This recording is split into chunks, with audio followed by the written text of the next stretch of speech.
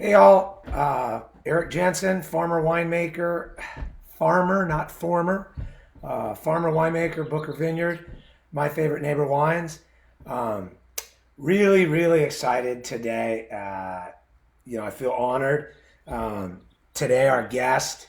It's our first guest on the Tuesday Booker edition. We really don't do guests, but I had such a great opportunity with someone that I respect in the industry and look up to so much for what he's been able to accomplish, what he's been through to get to that point of being able to accomplish it.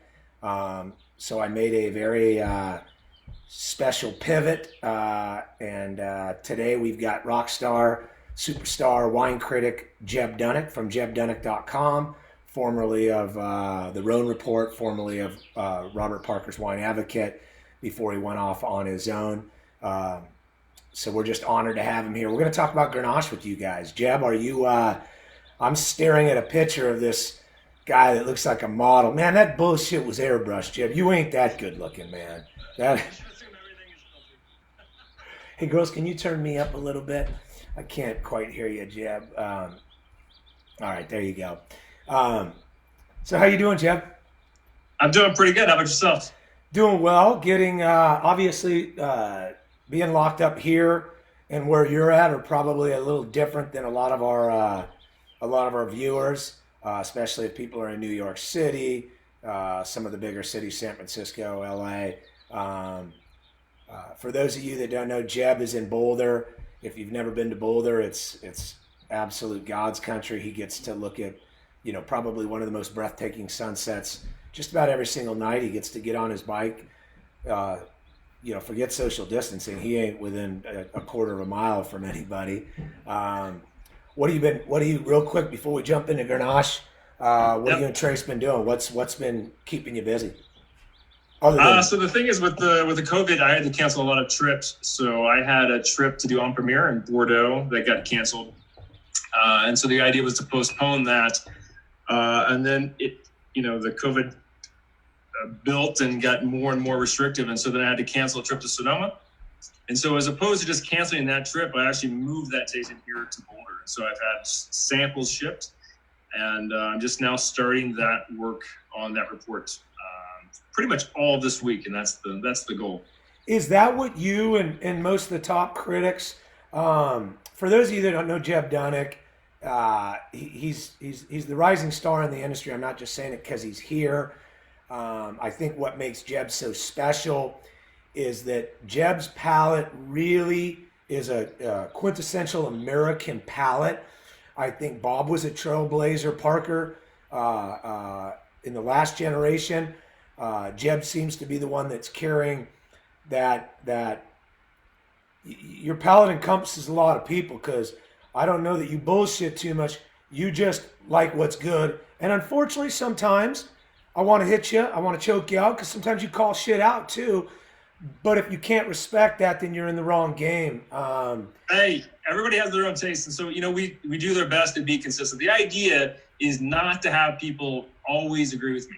The point is to provide context for wines, to give insight into wines, and so people can have guidance in buying wines that they like. I mean, that is the goal of the whole business that we do, is to help people find wines that they like. And so we do that by being as consistent as we can. And I'm not going to change my taste. I'm not going to try and be like somebody else. I'm not going to try and like a style I don't like.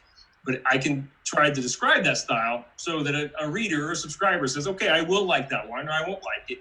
And so that's kind of the purpose of it. And that's lost a little bit in this, he scores too high. I don't agree with him this. All of that pretty much really from a business standpoint is irrelevant. What I'm trying to do is help people find wines that they like. And if they don't agree with me, I can still offer guidance to a degree. But that's the goal. I always think my perfect subscriber is somebody who disagrees, that agrees with me 8 or 9 out of 10 times. I mean, so that's kind of where a subscriber always needs to think about their own, to think for themselves, have their own taste, and be intelligent enough to understand what a note is, how to use that. Well, you explained it pretty sweet there. My advice to people when they're coming and visiting me or sending me emails hey, this didn't score as high. What the heck happened? Or, hey, this got 99 or this got 100 or this got X. Should I buy double? And I said, whoa, whoa, whoa, whoa, whoa. First of all, what I think is the most important thing, Jeb, is for people to find a critic that they trust and that I think their palate goes 7, 8 out of 10 on. I don't think you want someone that likes 1 out of 10 of your wines. That person probably needs to go find a different critic. But what I tell my people is search all the top ones. These are really fucking good palates, startlingly good, because of how many wines you have to taste back to back, which I just can't do. Find that person, and then that's the person. And it might be at jebdunnuck.com. It might be at Robert Parker. It might be a Wine Advocate. Find that person. That's the person you follow because they limit your losses. I can't tell you, Jeb, I'm so fucking done wasting money. I'm not going to throw anybody under the bus here, but I now know my regions where I'm like, you I ain't buying that. I'm done. I'm done being sold. And so I I find my people that are within my wines. And so Jeb started with the Rhone report. We'll get into that in a second. Why don't we jump in? Because people are tired of hearing me bullshit and run my mouth. Let's start, Jeb, with Ripper. This is recent, 2017. So for those of you that are new to me, Ripper is one of the OGs. Jeb, you remember it going back to 2005 when you were with the Rhone report rating the wines. It was big and boozy and opulent. We made a conscious decision that year that this wine, even though everyone was like, oh, if you add 10% or 15%, Bob Parker will like it better, blah, blah, blah, which is bullshit. But make it bigger. We made a conscious decision that we liked Grenache so much as a single varietal that it was so sexy, so beautiful, dubbed the Pinot Noir of the Rhone, which is almost disrespectful, but it just kind of is what it is. When did you make the decision? When did you make the stylistic shift? The only time I blended that was at 2005, and me and Justin Smith, Justin talked me into doing it late. And you know why he did it? And he was right. Because that fucking thing was 17% alcohol or something. I mean, it was so massive and gorgeous. It was a hot year, remember, 2005. And we didn't pick early with everyone else. We waited. And so while everything was so gorgeously ripe, and in some cases overly ripe, we had to pull out a lot of stuff that got raisiny. And that was mid-2000s too. That was a whole nother ballpark. Right? The whole winemaking world at that point was different than it is today. 100%. And my palate has evolved, as we all do. But so we added Syrah because we were out of high-quality Grenache to mellow it out. And when I did it, I didn't like it as much. I understood why Justin pushed me that direction. But boy, we said right there, I said to myself, it ain't happening again. We will be kind of the first to not mess with Grenache. Let Grenache just be Grenache. So what we're always looking for in our Grenache, we really want red fruit to shine through. We don't want black fruit. Jeb, I always use Rayos as a benchmark for me because to me, it was one of my loves, right? Pure minerality, pure sense of place, unmistakably gorgeous red fruits. And so that's what we look for. Obviously, we're not Rayos. We're in a different climate with different soils. But in my mind. So help me understand. So tell me, so I hear this from winemakers, so tell me. When you say you look for red fruits, what does that mean? How do you go about making a wine that is red fruit? Is this all about harvest decisions? Are you literally tasting the grapes on the vine and saying, and choosing flavor profiles at that point? Help me understand what that process looks like. Well, a lot of it is in the DNA, right, of the grape. So I don't get to. No, I understand. I understand that genetic makeup is going to make Pinot generally more red than dark. But Now, I could hang Pinot longer. So what we do, the way we chase it is we say, okay, we're going to limit too much direct sunlight to this particular block that goes into Ripper. I don't want much stewed fruit. The more direct sunlight I get to the fruit, now I'm going to continue to almost stew the fruit profile, accelerate phenolics, sometimes desiccate the fruit, make it more difficult to extract from. When I do extract, it may only be darker. So we want to be very gentle. We want to pick earlier. We use shade cloths so that we can still hit our peak of where we want to be while still maintaining much more of a lighter red fruit characteristic. Then when it comes to extraction, I'm not pounding it anymore like I used to. So if you picture it in a fermenter, picture a washing machine just pummeling, or a dryer washing that fruit off as you're pumping it over, right? We become a lot more gentle so that we're not over extracting what may take that profile that we like, a little more gentle, a little more red, and turn it into a little more black. And it's just our vision. That's fine. At the beginning, how did you ferment? You fermented in what vessel? And then today, talked about the transition. When you started in 2005, 6, 7, you were fermenting in what? Shit. Fucking plastic, this kitchen sink. I mean, shit. Me and Justin Smith and Stefan lived in single wide trailers. I mean, we had no money. We had, we fermented whatever we could, but mostly we all fermented, except for Stefan. We all looked up to him. He was borderless. He had a couple tanks. Me and Justin were in all plastic shit. These what we would call 48S's. They were literally a plastic bathtub. Yeah. And you fucking got in that thing and you started shredding and you thought your shit was cool. Or you'd be on a board punching down and you'd slip. First of all, you'd have a couple in you on the late night shift. And I can't tell you how many times rookies would slip and fall in. And, they'd skin their knee up a little bit or their shin. And you'd just have your way laughing, taking pictures.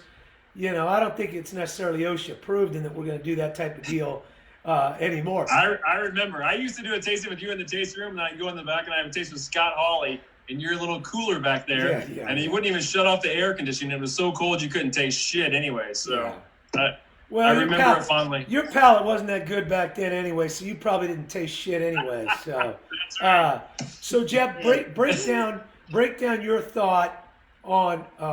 Run me through your thought process so they know. You've already rated this, so you can't fuck me now. Run me through your thought process of what you see in the Ripper.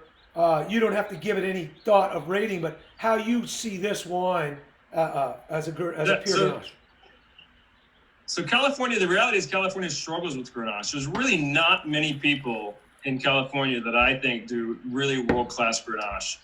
And I don't know whether that's vine age, whether it's yields. I really have not wrapped my head around. And there's just a difference in density. And you see a lot of Grenaches in California that are very Pinot-esque. They're made in a Pinot style. And I think people, maybe in the past, they tried to make a big blockbuster style Grenache and it turned into a gnarly monster and it was over alcoholic and whatnot. And so one good thing, I think you do make a Pinot Noir styled Grenache here, but you do it very well. So it's not dilute. You have plenty of intensity. And so the beauty of this wine is that it has that kind of Burgundian sense, but it really speaks to Grenache. And I think I've compared some of your Grenache to Marcoux, Domaine de Marcoux, which is in Chateau de Pop, and they make a very ethereal style of Grenache. And I think you have morphed into that type of style. Don't start throwing ethereal and shit like that around, man. My crowd's simple. Sorry, buddy. Not a lot of college-educated people at Booker, so keep going. Sorry. So anyway, I think, stylistically, you have a really powerful Grenache. I mean, it just speaks of Grenache. I don't think you would guess anything else in a blind tasting but Grenache, and yet it has a sense of elegance to it, and it's very pretty of Grenache. And so, I think that's why I love it. And so I think you do a great job. You wouldn't mistake it from a Grenache from Cindy Quinan or from Justin or from somebody else. So you have your own unique style with it, and I love it. So I like as you know, wholeberry. I don't like, I'll put stems in Vertigo and Oubliette. I don't want stems in this wine for the most part because I don't want to run into some of my mentors. I look up to so many of my friends. It's the funniest thing. Some of my closest friends are the people that I admire the most. You know, I mean, I really do. And it doesn't make it awkward, but it kind of used to. Like when we first hung out, I was like, fuck, do I ask my buddy for an autograph? I mean, you know, you get to a point where you're like, fuck, Scott Hawley's a badass. Justin Smith is a badass. Manfred's a badass. But they all had their own distinctive style, and I always wanted to stay away from that. And the reality was I did like wholeberry anyway, so it made it easy. So the beauty, and you pointed something big out that makes Paso so special and why our good friend Juan Mercado is now coming here. Very few places in California, very few places in the U.S. have this kind of acid, have this kind of chalk. Now, if I go around the corner to a heavy soil site, I'm generally going to make a Grenache that maybe is a little more flabby, a little less acid. So the one thing we get is we can get hang time because we're trying to wait for that damn acid to come up to balance. So well, it's a double-edged sword. The thing is, everyone says, "Oh, acid, acid, acid." Acid can be a problem when you have to, you have to get bricks at a certain level to get rid of that acid so the damn thing's drinkable. 100%. So it's a little bit of a double-edged sword that you have to be careful with.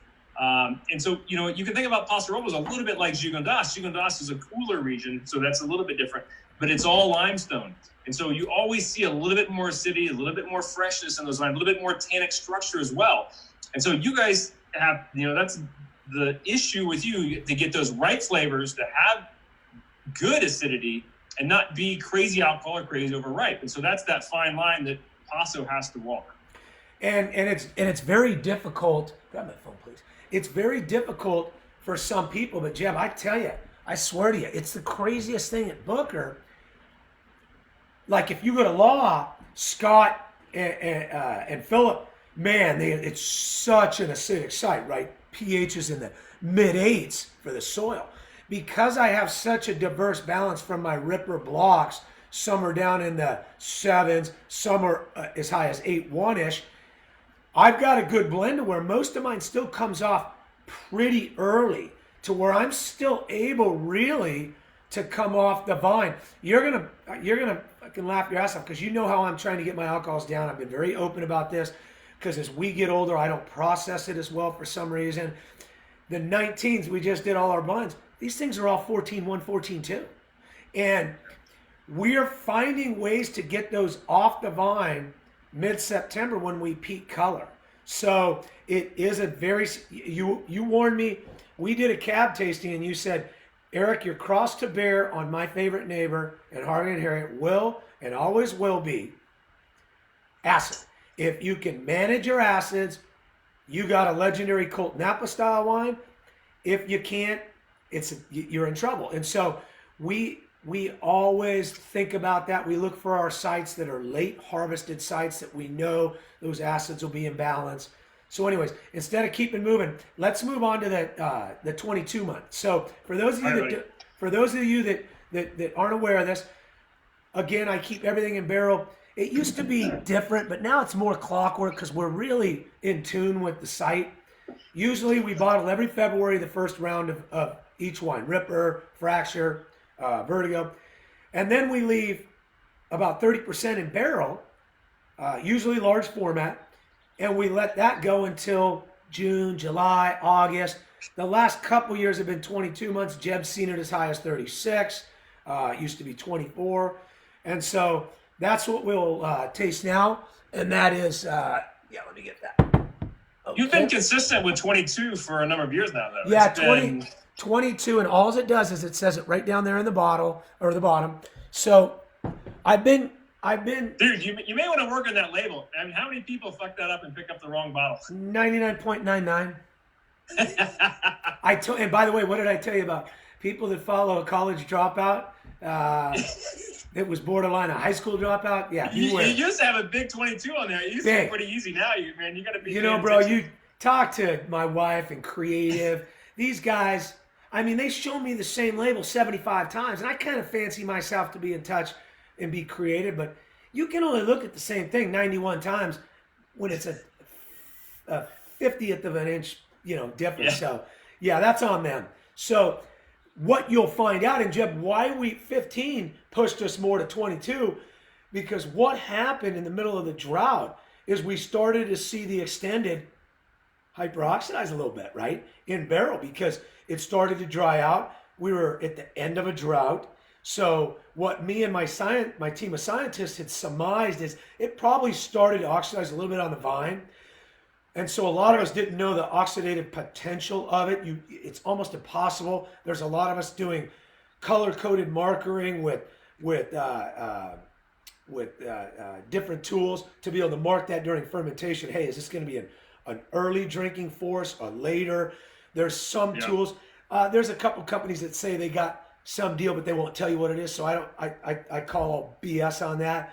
I've got a couple different groups of scientists that are really showing what we're doing to get to that point. So that's why we moved to 22. You've seemingly been one, Bob was the same, that liked the 22s just a tad bit more because they seem to be almost pre-aged for you. So here's the thing. So extended élevage, extended barrel age can be a double-edged sword. Again, you have a lot of wines. If the wine has the quality to handle it, I think it results in literally a more stable wine. So if you think about what Manfred Krankel does, if you think about John Albin does, I think these wines are very stable because they go into the barrel with incredible raw ingredients. And so anything that can oxidize would fall out and you're left with a very stable wine. Now, I don't want to be dogmatic about it because there are a lot of examples where that's not the case. Paygot in the Rhone is a Cuvée Laurence, and that's an extended barrel age. That wine comes out drinking earlier. It literally is like it matures in the barrel, it evolves in the barrel, and so it's ready to drink earlier than the Cuvée Reservé. So you can, there's different ways to approach it. And so every time you do an extended age like this, there can be different results. Sometimes it can be a more forward, more approachable wine. Sometimes it can be a more dense. It needs more bottle age. And I do think you do a good job between these two. And I don't think I've always preferred the extended age, but I think mostly I do. I do find a little bit more richness, a little bit more mid palate, and a little bit more texture in the wines. And so that's kind of the difference. And it's not great. It's not a huge difference, but I think it is noticeable. It is there, and I've done blind tastes back and forth, and you can pick that out. So it's interesting to see why you chose 22, not 24 in any ways. It'd be kind of fun to see. I'm sure every vintage is different, and you could play around in there. But I think this vintage, now that we're a little more able to start monitoring oxidative and reductive strength of the wine, which is really the key, that we really didn't know in the old days. We would just say, this wine, just leave it in barrel. We're getting so good now. We've had to work so hard because we don't manipulate wines, right? We're farming out here biodynamically.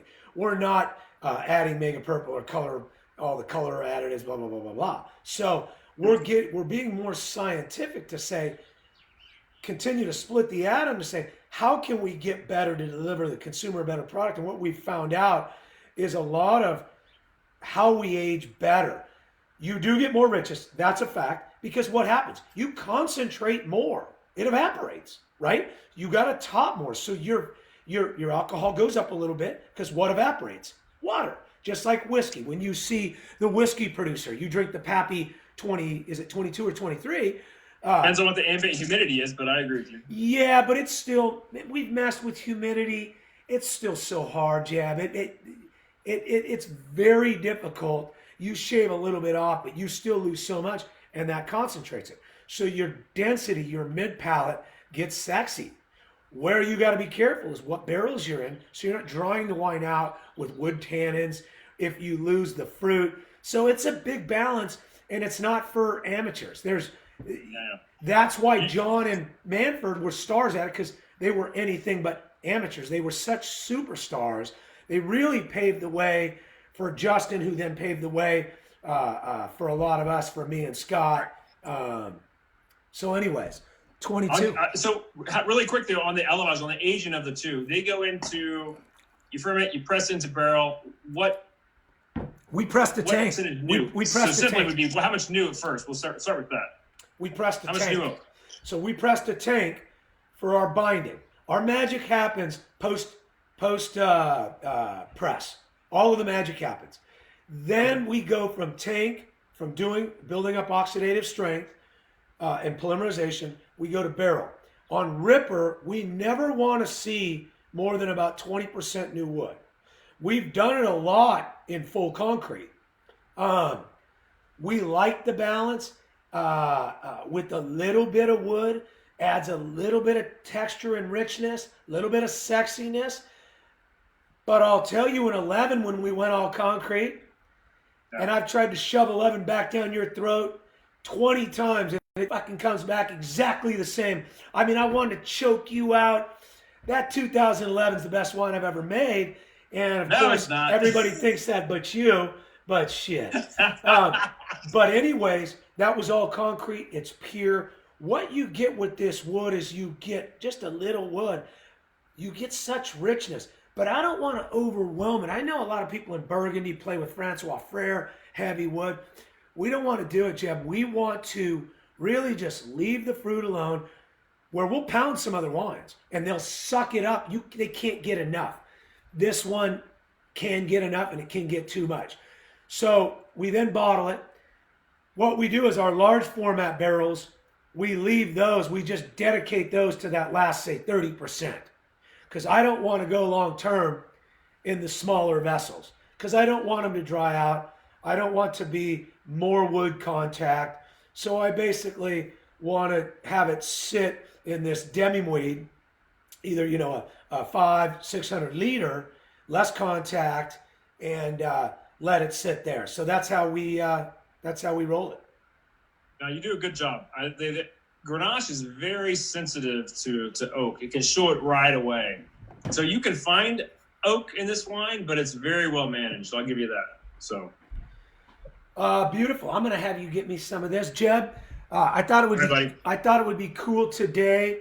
I really wanted to bring in a bunch of wines, but you and I did this late notice, so we only asked for one. I think next time you and I ever do this, I'd rather just skip even the Booker, move into a bunch of cool Rhone so you can walk people through. Jeb and I picked something that we both is close to our heart. Domaine Genasse, De La Genasse, the Ville Vin, which is their, Jeb, it is their top cuvee, correct? Well, they do, yeah. This would be considered their top cuvee. I think so, yeah. They do 3 different cuvées to really. They do a traditional blend, which is the largest production. They do a Chopin, which is a single vineyard as well. Yeah. Almost 100% Grenache.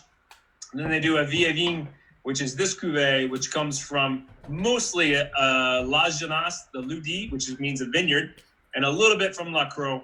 And so this is kind of the oldest vine. But really, the Chopin and the Vie Vin are very different wines. From your standpoint, what I should have picked, to be honest, would have been the Chopin because it's 100% Grenache, and it would have been a better comparison.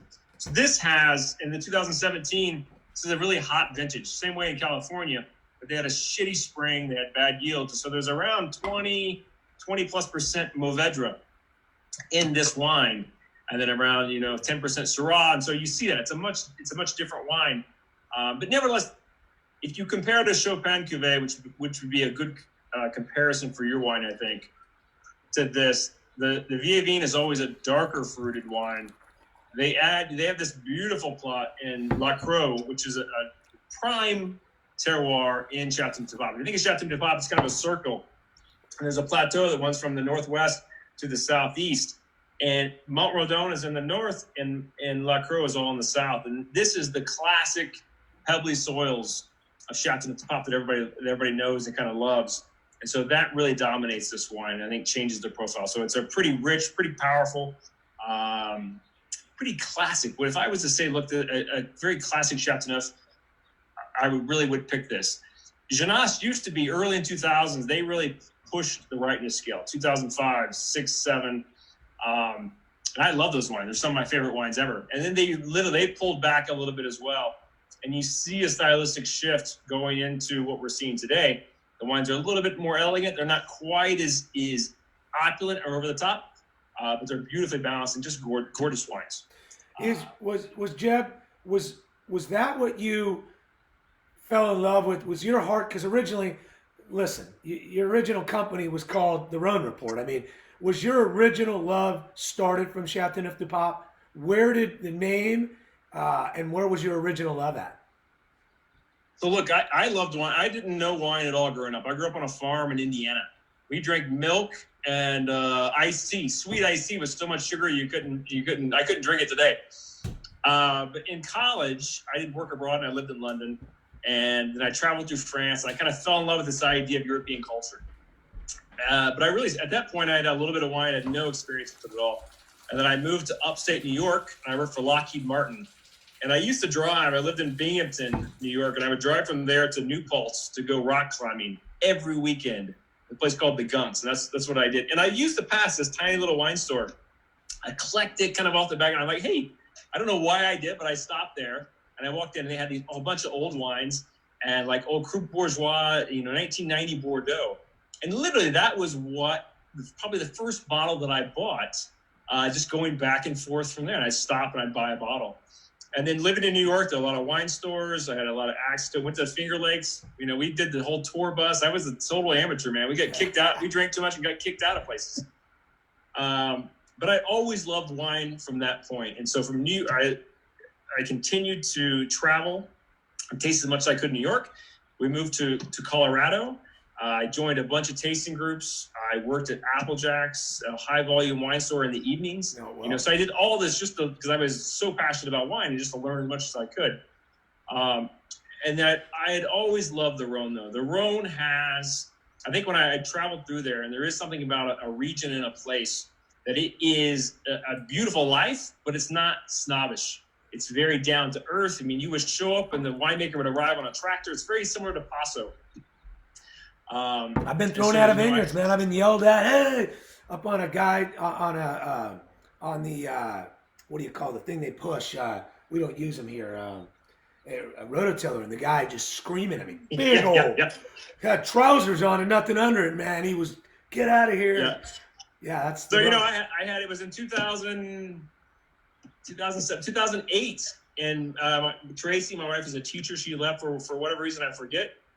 And I thought, hey, I'm going to try and do some website. And I thought, hey, the Rhone, I love the Rhone, but the Rhone also allowed, there are literally 22 varieties there, and they're growing all over the world. So it made perfect sense from a business standpoint. Say, hey, man, I'm going to do the Rhone Report. I love this region. I can't wait to go back over there.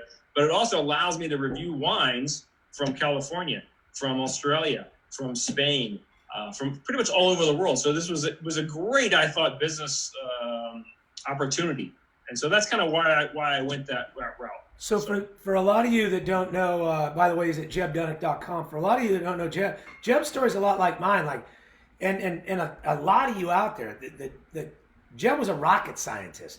When they say, hey man, that dude is no rocket scientist, Jeb actually was a rocket scientist. So from small town. I didn't work on rockets, but I did work. I wrote code for satellites, so I was very lucky when I did. But anyway, it wasn't really full on aerospace. Our path was crazy, and very similar to a lot of people's out there is that you and I just acted on it, right? So I'm in the music business, you're in aerospace, and you make this full commitment. But I think you can look at any industry, any business, and you can find where somebody said, at a certain age, fucking, I ain't gonna get a job, I'm a guitar player. Or this is what I do. I love writing code, or I love this thought of software. So they attack it. And you did it a little later, so did I, but we both had the one thing in common. We were freaks about wine. We were starting to build basically every move we made out of health and lifestyle, aside from rock climbing and mountain biking for you. For me, just being outdoors, whether it was at the beach, playing basketball, playing any sport, or climbing, hiking. And we had this singular passion. I want to ask you a couple real quick things. And by the way, if anybody has any questions, feel free to fire them off. I know you don't care what I have to say, but Jeb's here, so. I do want to follow up on that one time, because I tell you, you are what you do. So if you have a passion, I tell you, the trick is, I have so many friends who are like, oh, I thought about writing a book, I thought about this. you actually just have to do it. I mean, so if any advice I could give to people who are out there that are thinking and have a passion or thinking about it, you are what you do and you can be whatever you want. So you just have to do it. And so, one day I woke up and I said, hey, I'm going to create a business, and you just do it. That was at the time when Robert Parker was, and I love Bob, I'm a huge fan. He literally pretty much owned the Rhone. And so there is always a place for people who are dedicated and passionate and will put in the work. The trick is there's so many people out there on blogs today that write opinion pieces, total bullshit, don't ever do any of the work. The reality is if you put in the work, you spend the time, you can do whatever you want to do. And so it's quite important to me. So let's fast forward from that moment. So you're doing the Rhone report. Tell us how this fucking thing goes down. You get a phone call one day, and on the other line, it's Robert Parker. I mean, give us that. We'll be brief. We're taking them a little later today, but hopefully, folks, that's okay. Just keep drinking. Tell us when that phone call comes. So quickly. So the thing is, so that I had done. So I worked at Ball Aerospace. I wrote code during the day. I started the Rhone report in 2008, and I started as a blog, and then I decided I hated the concept of a blog. And then I said I will do a publication. So it literally kind of built gradually until I would work during the day for Ball from about 6:30, 7 to 3. My wife and I commuted together. We'd pick her up. We would come back, have a normal life. And then I would work for the Rhone report. I would write from 8 p.m. to 2 a.m. And I did that every night. And so I did that for about 5 years. And I got to the point where then I did that for free for 3 years. I did it for subscription based for 2 years. And it took off. And it was starting to make money, but the reality was I was at my wit's end. I couldn't really work anymore. I used to I would drive into work in the morning if I hadn't spit as well as I should, or if I had a hangover. I would literally had taped a postcard of Chateauneuf Pop to my visor, and I would pull that thing down and look at it. I would be like, so this is why I'm working so hard, so I can have one more trip, so I can pay for another trip over there, so I can taste these wines. I can visit with people I love. I can go to a region I love. So that's kind of what kept me going. But there does come a point where I was, I'm like, do I quit aerospace? Do I go 100% Rhone report? And I was at that cusp. And then I had an email pretty much out of the blue from Bob Parker who says, hey, hey, what do you think about coming and working for me? And so it was kind of like it worked out perfectly. I was already thinking about going 100% to the Rhone report. And then I had the chance to work with Bob, and I'm telling you, I'm a huge Bob fan. I think he is an incredible taster and an incredible person. Well, you've got to taste alongside him. You two tasted together, and so you got to see. Well, we did that later, but I'm the standard guy. I mean, I had those vanilla envelopes, and I had highlighted all the crap that I wanted to go find, and that's what I would use to help understand the region. And so, I owe all of that to him. And so it was a great opportunity. And I said, okay, I'll work for you. And so that was the start of kind of a 5-year career with the Wine Advocate. And so you do that, you get to taste with him.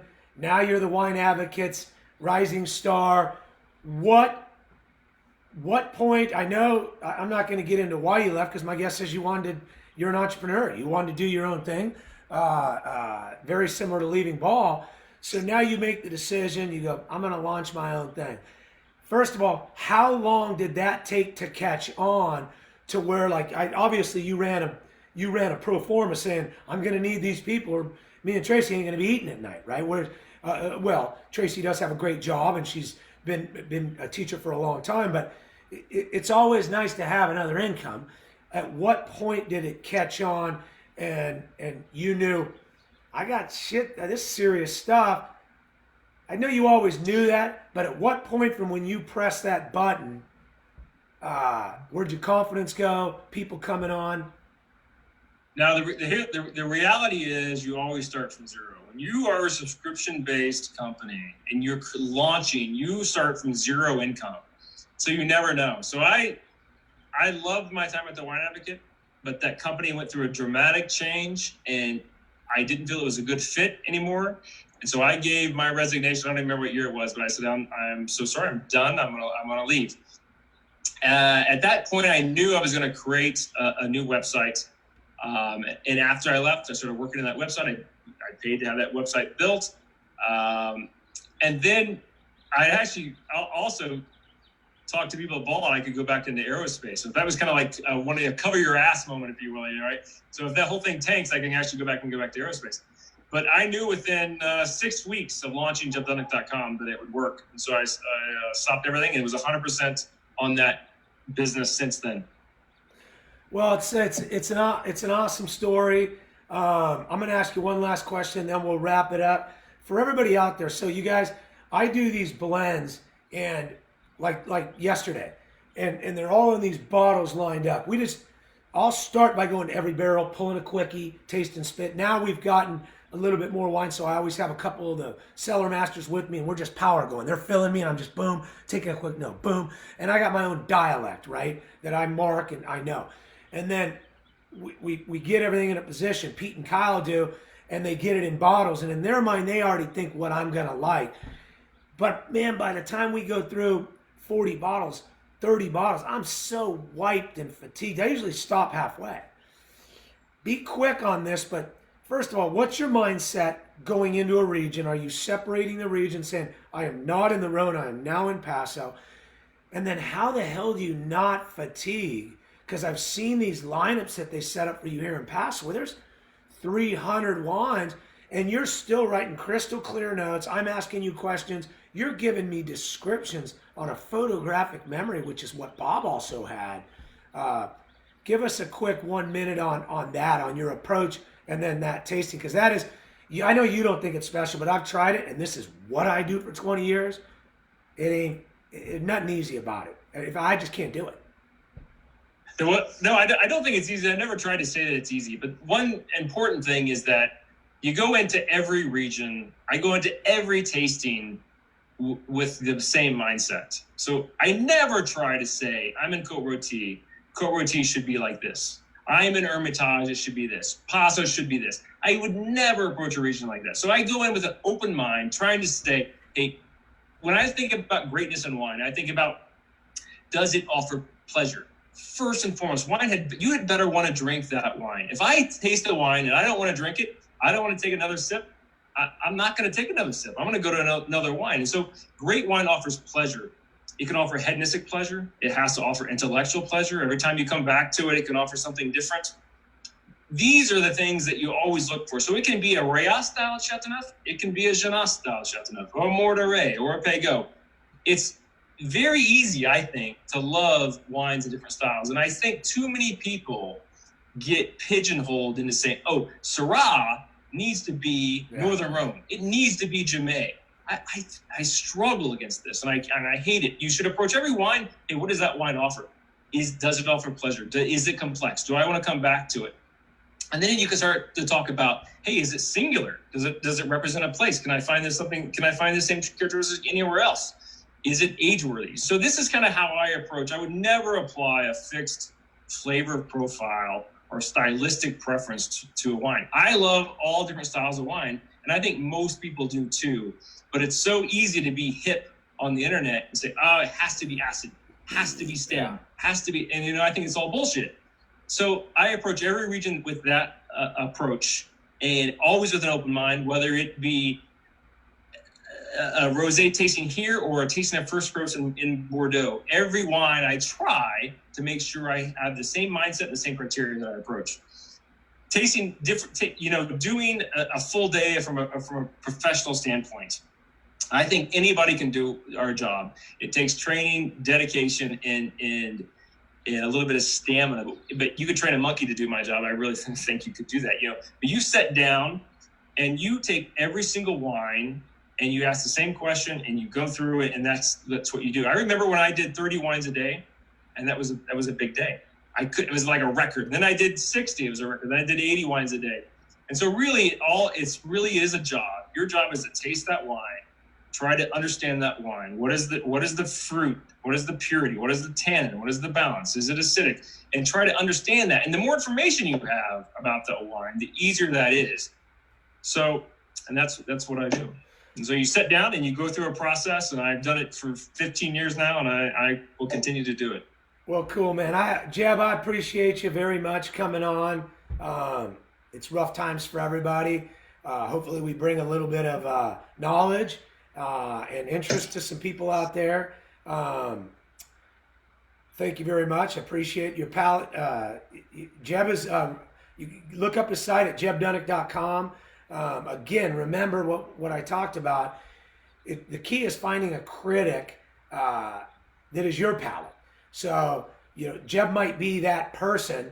I know for me, he was my person. Before him, Bob Parker was that person. So, I'll leave it on this with everybody. I always try to remind you, leave you a little note on the way out. COVID-19, support your community, support your friends that cannot support themselves. You may have a friend with a daughter or a son going off to college that now they can't afford it. If there's anything you can help them with, your local restaurants. You do not want to come out of this without your local restaurants that you love.